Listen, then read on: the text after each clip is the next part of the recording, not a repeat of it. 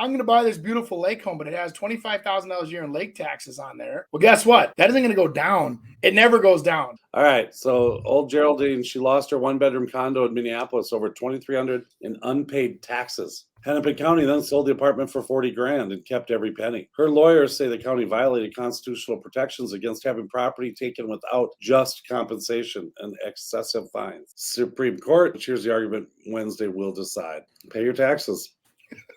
Now, keep in mind, taxes, I think tax forfeiture is over 5 years. So you haven't been paying for quite a long time. And you've probably gotten 700 notices up until that time. You've probably gotten 50 people that are willing to come in and purchase your house so they could go pay off the tax lien for you and get you extra money. And so just to ignore it, and who knows if she ignored it. I mean, bless her, she's 94 years old. I mean, she probably didn't know, maybe didn't even open her mail. You can see how that can happen. But I think to change the whole state and everything, and for one person that wasn't able to do it, I mean, that's crazy. Pay your taxes. You know, you don't have tax forfeiture. Some people don't even know they have the property. They don't even know. And so it gets taken away. What's the state supposed to do? I'm actually sticking up for them. I can't believe it. Show your walls t-shirt real quick.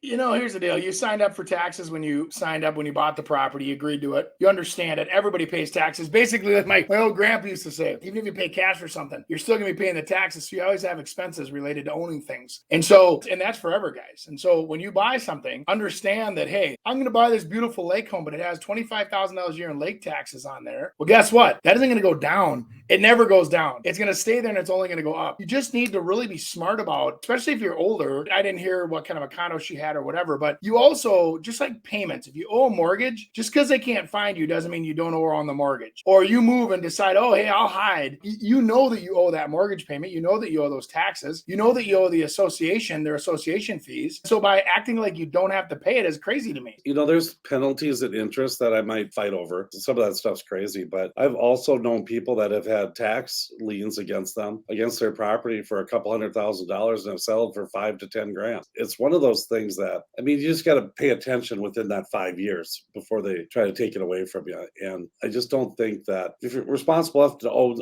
own something, you got to know that you've probably been paying taxes for a long time. I laugh because my mother-in-law, she's down in Florida, and she says, well, she goes, I guess I could come back and start mowing grass and paying taxes again.